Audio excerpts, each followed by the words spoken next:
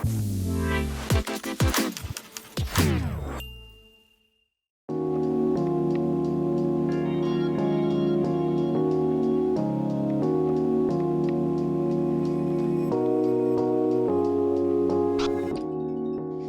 and welcome to Dialogos with me, William Milne, where we talk with some of the most interesting and insightful people in the world today. For this episode, we are honoured to be joined by one of the most prominent defenders of Christianity in the world today, the philosopher, theologian, and Christian apologist, Dr. William Lane Craig. Dr. Craig has written or edited over 40 books and more than 200 articles on philosophy and theology.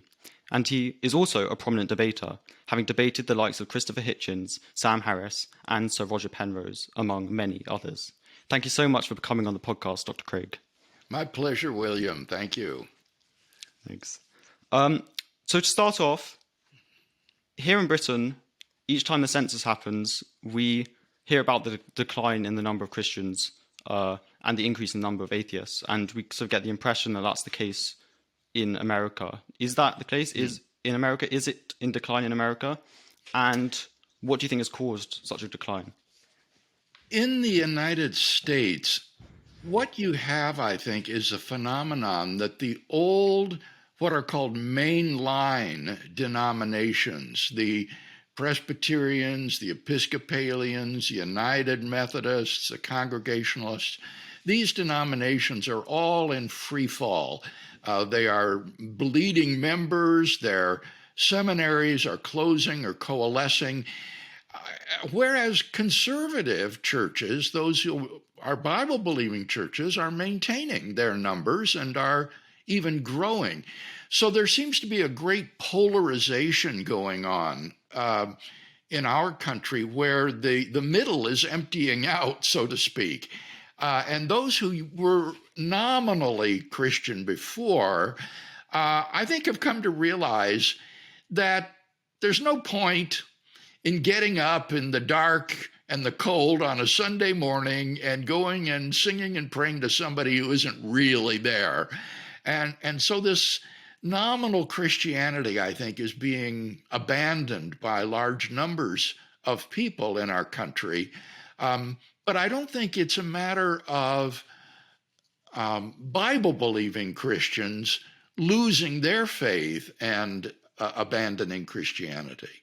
Surely there is still the phenomenon of a liberalization of still conservative evangelical Christianity. So in that sense, maybe people are dropping, I suppose, does that constitute a decline in your opinion? The liberalization of attitudes to Christianity, or is that slightly different, do you think? Yeah, I do think it's different, William. There was a recent poll released in the United States about the decline in religious belief, and it's been serious and severe. But what the numbers revealed is that this is happening largely, I'm almost sorry to say this, I'm embarrassed to say it, it's largely happening among Democrats and left-leaning progressives. It is this group that is abandoning, giving up belief in God, but not the traditional believers. Now, the reason that's embarrassing is that I don't want Christianity to be associated with political right-wing politics, but for better or worse, there is a clear and manifest connection or affiliation between one's politics and one's religious beliefs. Leftist beliefs politically tend to be associated with more secular beliefs religiously.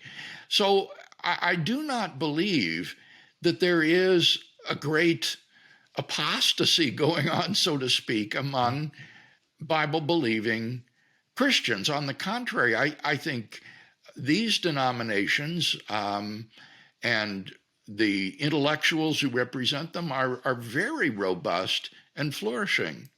Yes, thank you.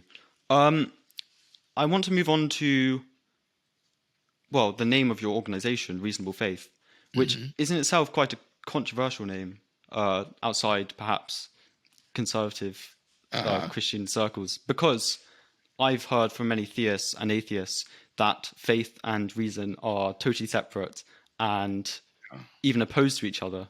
But you're suggesting something completely different to that, aren't you? Yes, the name comes from the title of my book, Reasonable Faith. And that title was actually chosen by the publisher. I thought it was boring. Reasonable Faith. I thought that sounds about as exciting as cold oatmeal. But as it turned out, this has been a very controversial name for the organization precisely because of the mentality that you mentioned. And I think this mentality is the lingering vestige in Western culture of the Enlightenment, which threw off the monarchy and the church in the name of human autonomy and free thought. And it was the conviction of modern children of the Enlightenment that religious belief and reason are fundamentally incompatible. And this modernist view has, I think, just been exploded over the last half century or so by the renaissance of Christian philosophy that has been going on in Great Britain and the United States, by the resurgence of historical studies of the person of Jesus of Nazareth and the credibility of the Gospels with respect to his life and teachings, and also with regard to the advance of modern science, particularly physics, which is more open to the existence of a transcendent creator and designer than at any time in recent memory. So I think that those who claim that reason and religion are somehow at odds with each other are really on the outside today. They're out of date, or they're simply ignorant of current intellectual currents. In terms of the whole interaction between faith and reason, the reason for which you believe, is that purely an intellectual one, or is it one where lots of people say, oh, I have a relationship with Jesus and therefore I know that it's true. But so there's sort of an intellectual and emotional one. Sort of, if you understand what I mean, like as in, I think so. So, yeah, what's the basis for your belief? Surely you haven't seen, oh, this argument proves that the Christian God exists, therefore I believe it. Surely there's a relational element to it. One of the most exciting and provocative developments in religious epistemology. Epistemology is the theory of knowledge. And one of the most exciting developments in the area of religious epistemology is so-called Reformed epistemology, spearheaded by the Christian philosopher Alvin Plantinga, and a whole train of philosophers who have followed him in this epistemology. And basically what Plantinga says is that the religious convictions can be fully rational. They are part of the deliverances of reason, even though they are not based necessarily on argument and evidence. And one of the things that Plantinga would appeal to would be what he calls the witness of the Holy Spirit, or what you might call this personal relationship with God that you just mentioned. And Plantinga argues that a person is quite within his rational rights who has such an experience to believe in the veridicality of that experience and hence in the beliefs that it entails, even if he doesn't have arguments and evidence in support of those beliefs. Now, that doesn't mean that there are not arguments and evidence in support of such beliefs. I think indeed there are, but it's simply to say that in order to be rational and reasonable, religious belief doesn't have to be based upon argument and evidence. And the strength of Plantinga's position is that this is true of many of our beliefs. For example, our belief in the reality of the external world. There's no way you can prove that you're not a body in the matrix with illusions of this external world around you, because any evidence you would give of it is drawn from your sensory information about the external world or the reality of the past. There's no way to prove that the world wasn't created 5 minutes ago with built-in appearances of age. And so these beliefs are what Plantinga calls properly basic beliefs for us. They are grounded in our experience of the external world and our experience of the past, but they are not based upon argument and evidence. They are properly basic beliefs which are entirely rational for a person to hold in the absence of some reason to think that they're false. In the absence of a defeater for these beliefs, you are rational to accept them. And he would argue it's exactly the same for the person who has a personal connection with God. Surely in some cases, there are cases of people who believe they had a true relationship with God, but they fell away. Surely that's not true evidence, therefore, of them having been in a relationship with God, because they were utterly convinced that they were speaking to God, crying to God, loving God, and then they fall away. Well, now there's a couple of different things here. Certainly, I think there can be spurious experiences, both of, say, the external world or false memories, and there could be spurious experiences of God. But that doesn't undermine all of your perceptions or memories or experiences of God. What you need to do is to ask, is there some defeater of this experience that ought to cause me to call into question the veridicality of this experience? And if you are confronted with such a defeater, then Plantinga would say you need to have a defeater of that defeater. And that's one role that Christian apologetics can serve. It can help to supply defeaters of the ostensible defeaters brought against religious belief by secularists. I want to move on to probably the center of what you believe, which is Jesus. And I know that you've dedicated a lot of research to the historicity of Jesus and specifically the historical evidence for the resurrection of Jesus. So first of all, on Jesus, what evidence do we have what do we know about Jesus historically? First of all, his existence, but what do you think you can deduce just purely through historical techniques about Jesus? I think through simple, ordinary historiographical principles, we can show that Jesus of Nazareth had a remarkable self-concept, that he believed himself to be the long-awaited Jewish Messiah, to be the Son of God in a unique sense that set him apart from Jewish kings and holy men and other persons, and that he believed that he was the divine human Son of Man prophesied in the Old Testament by the prophet Daniel.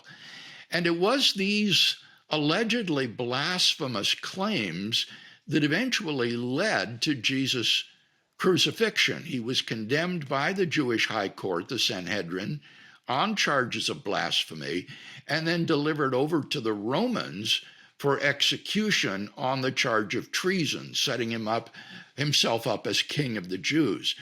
Now, I believe that the evidence concerning the fate of what happened to Jesus following his crucifixion gives good grounds for believing that those claims were not blasphemous, but were true. And what I'm referring to here are facts such as Jesus' burial in a tomb by Joseph of Arimathea, the discovery that that tomb was empty by a group of Jesus' women followers on the Sunday morning following the crucifixion, the experience of different individuals and groups of people of seeing Jesus alive after his death, and finally, the very origin of the Christian faith in the middle of the first century, despite every predisposition of these earliest disciples to the contrary. Those facts represent the mainstream conclusions of New Testament historical Jesus scholarship today. And I would argue that the best explanation of those facts is the one that the original disciples gave, namely that God raised Jesus from the dead. And if the God of Israel, who was allegedly blasphemed by Jesus, has raised Jesus from the dead, then he has dramatically and publicly vindicated those allegedly blasphemous claims for which he was crucified. And that, I think, gives good, rational grounds for believing that Jesus was who he claimed to be. Perhaps just on the Gospels, I suppose, are quite a major, well, they're the biographies of Jesus. Lots of people say they were written too far after the events for them to have any sort of bearing on reality. Is that a fair statement, or? If it is a fair statement, then that describes the opinion of the hoi polloi, the great masses who have never read or studied of this. On the contrary, among historical scholars, the Gospels are noteworthy for their proximity to the events that they describe. These accounts of Jesus were written down within the first generation of the events they describe, while the eyewitnesses were still alive. And we have a number of confirming independent sources behind the Gospels that supply multiple attestation for the events and the sayings that they record. And this is almost unprecedented in ancient history. I don't know of any other major figure in ancient history of whom we have 4 different biographies, which are in many ways independent of each other. Now, certainly Matthew and Luke knew and used Mark, but there's a great deal of material in Matthew and Luke that is not derived from Mark and that provides independent confirmation. And this is particularly true of the accounts of the empty tomb and the post-mortem appearances of Jesus. Just to give a case in contrast, the earliest accounts we have of the life of Alexander the Great were written by Plutarch and Arrian 400 years after Alexander's death.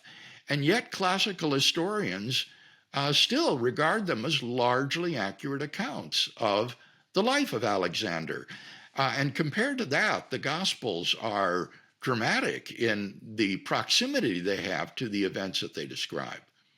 In terms of manuscripts, how many manuscripts? Because clearly, to get these Gospels, we don't have the original Gospels, but they must. I know they've been copied down. How many copies do we have, and how does that compare to other figures? Yeah, now here we need to be careful on how we use our terms. When you say we don't have the original, what we don't have are the autographs.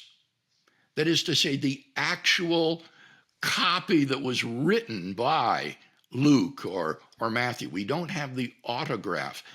But we do have the original text with about 99% certainty, based upon the multitude of manuscript copies that were made of that original autograph.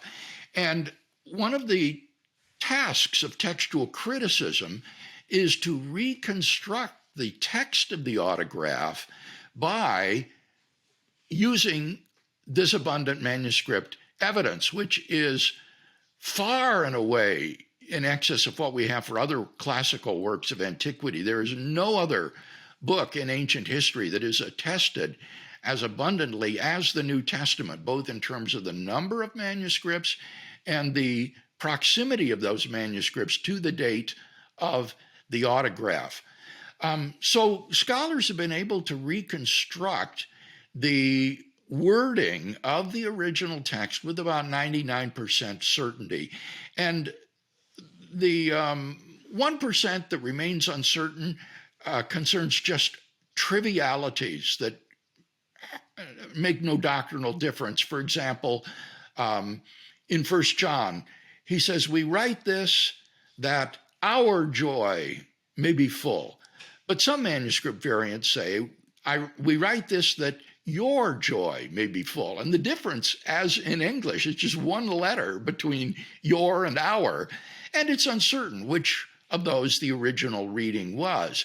But I think you'd agree that nothing of significance hangs upon a variant like this. And that's what most of these 1% are.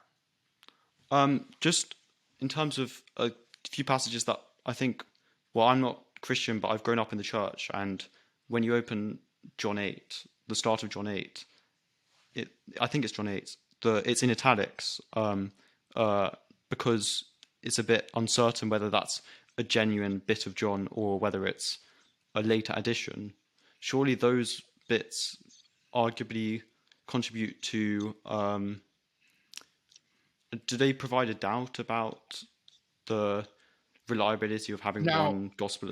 Did I understand you correctly, Sorry. William? You're saying that the Gospel of John, chapter 1 and verse 8? Chapter 8. Chapter 8. The start of chapter 8. Oh, is the story of the woman found in adultery? Yeah, and let him who has no sin cast the first stone. This does not appear to have been part of the original text of the Gospel of John, though many scholars think that it does mediate an independent Jesus tradition that God incorporated into the Gospel of John, so that even if it wasn't part of John's Gospel, some scholars say this looks like Jesus, this sounds like Jesus, and so this could be a kind of independent pericope, as they're called, that was then later incorporated into John. But even if it's not, although it's a wonderful story, I mean, it's very touching, nothing of doctrinal significance hangs on it. Thank you. In terms of, we did touch on the resurrection, but I do want to return to that because obviously for Christians, all of history hangs on it. In terms of the resurrection, I think, should we go step by step through, you mentioned different bits of the argument. Yes. I think it's a minimalist sort of argument where you have certain premises and then put together. So the first premise was that, well, I don't know, I've seen different arguments. The first premise was that Joseph of Arimathea buried Jesus. Am I right? Yes, I think that the burial account of Jesus is extremely important with respect to the evidence for Jesus' resurrection. Because if the burial account is reliable, then that means that the site of Jesus' body was publicly known in Jerusalem to both Jew and Gentile alike. And in that case, it would have been impossible for a movement founded upon belief in the resurrection of the dead man to arise and flourish in the very city where Jesus had been publicly crucified by his enemies. So the burial story is just of enormous significance here.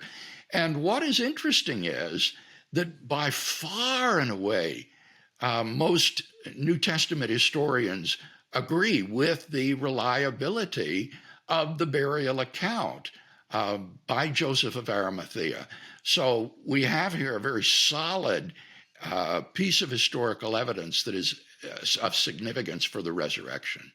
In terms of the next premise, which is, or the next part of the argument, which is the empty tomb, could you maybe just expand on just why the empty tomb story seems very reliable? Well, in my published work, I list about 5 or 6 independent lines of evidence that support the historicity of the empty tomb account. For example, one of them would be multiple attestation. We have multiple independent accounts of the fact that Jesus' tomb was discovered empty by a group of his female followers on Sunday morning. And this is one of the most important criteria of historicity that historians use.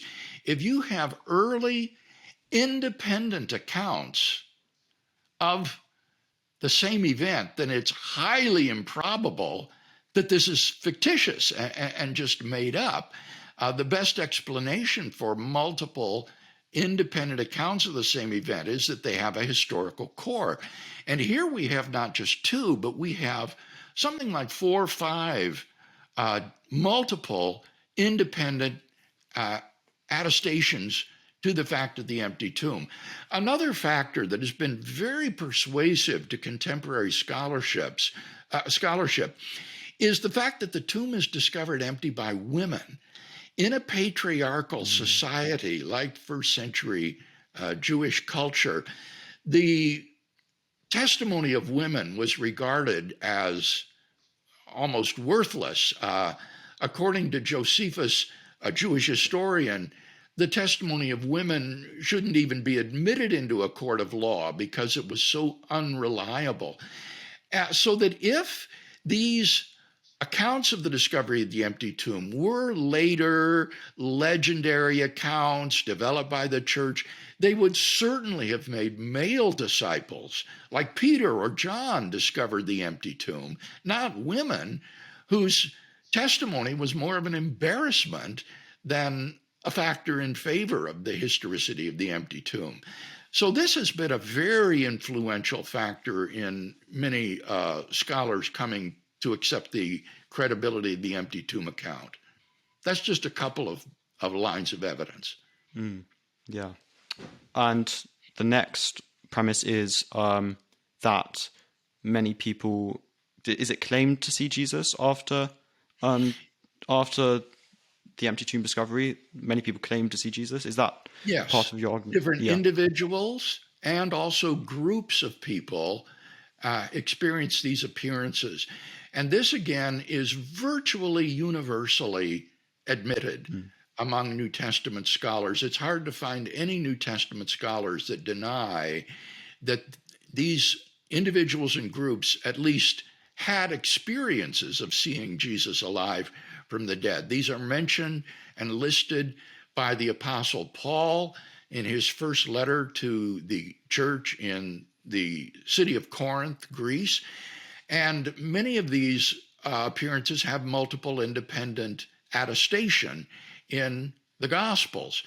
So really the only question with regard to these appearances is how do you best explain them?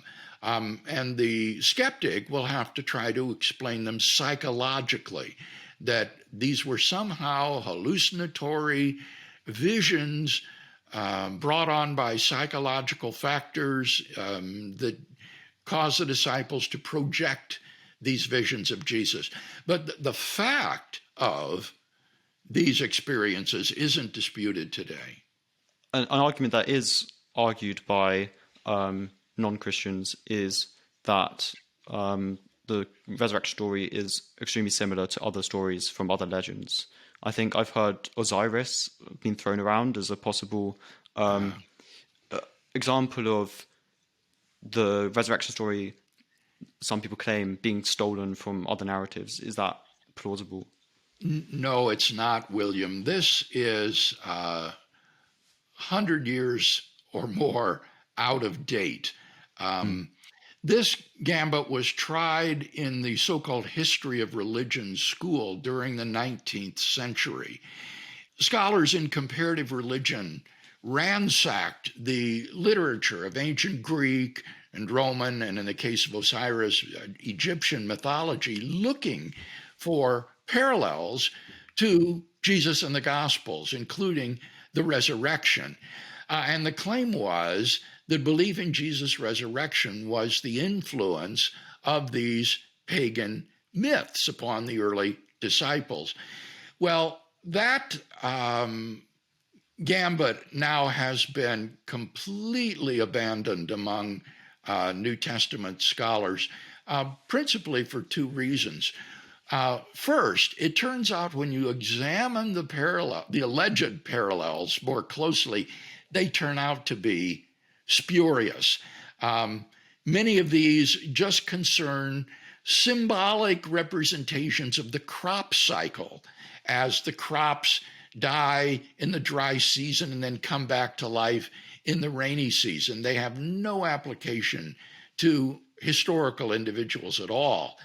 And then secondly, there isn't any causal connection between these myths and these early Jewish disciples.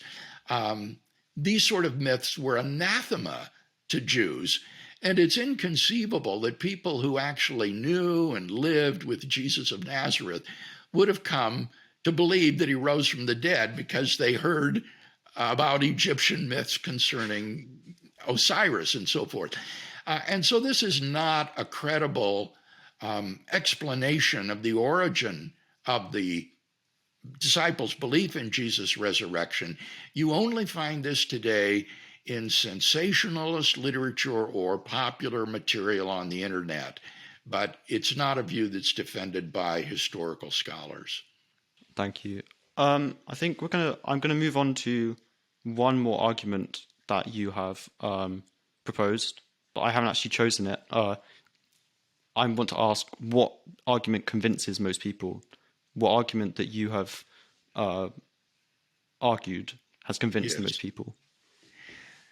I think that the argument that is most effective with unbelievers is what I call the moral argument for God's existence.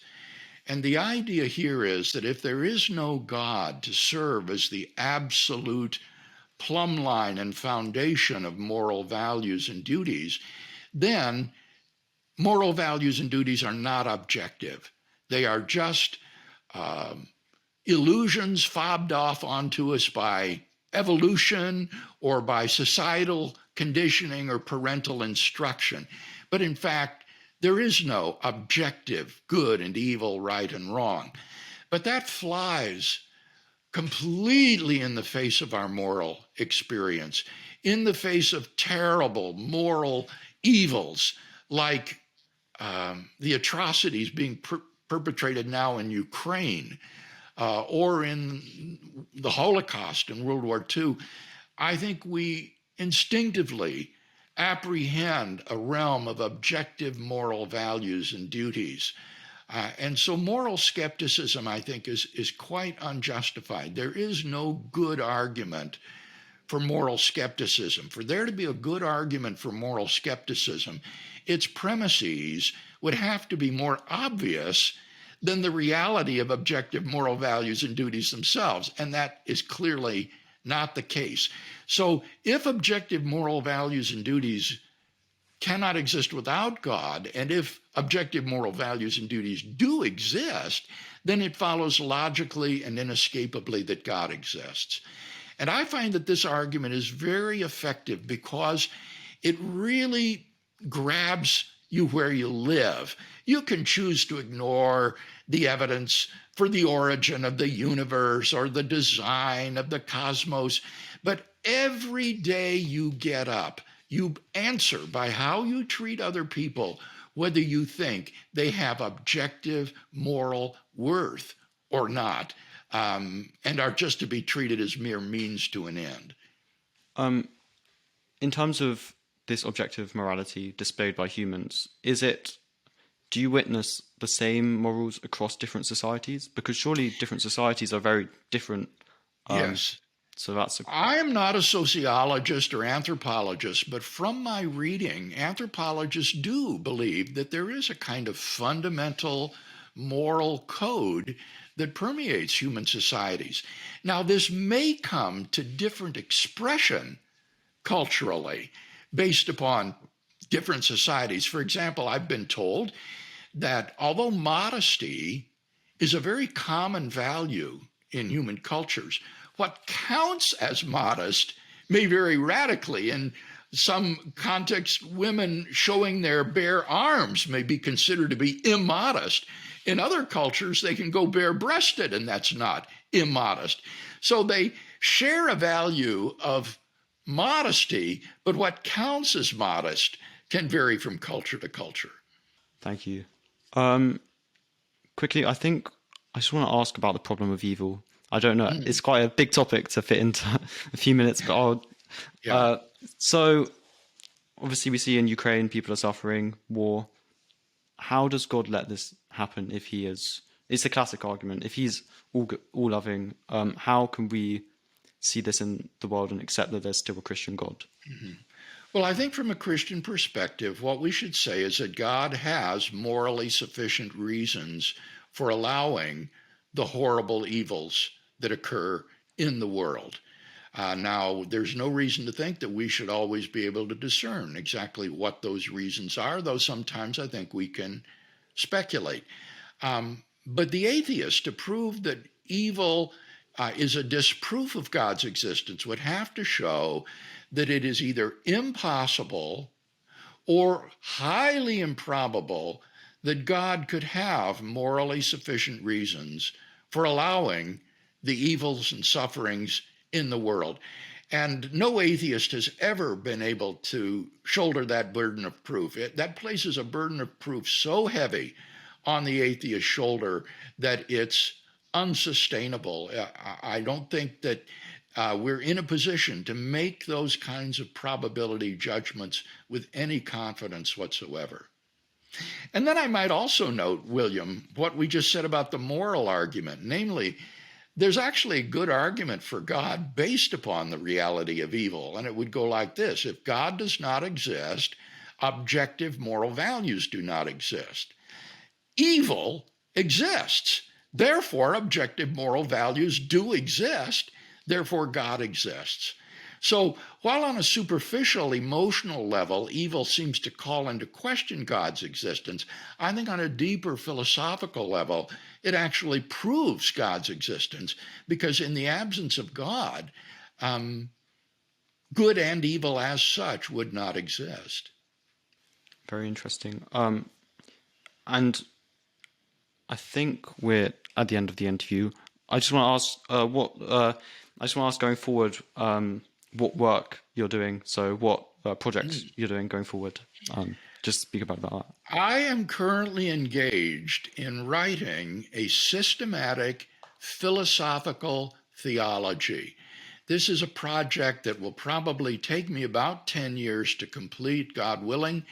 I have finished the first volume, and by the time it's complete, it should cover the whole field or survey of Christian doctrine or theology, with a special emphasis on the profound philosophical questions that arise in each area of Christian doctrine. And so that's the task that I've set for myself and upon which I am embarked.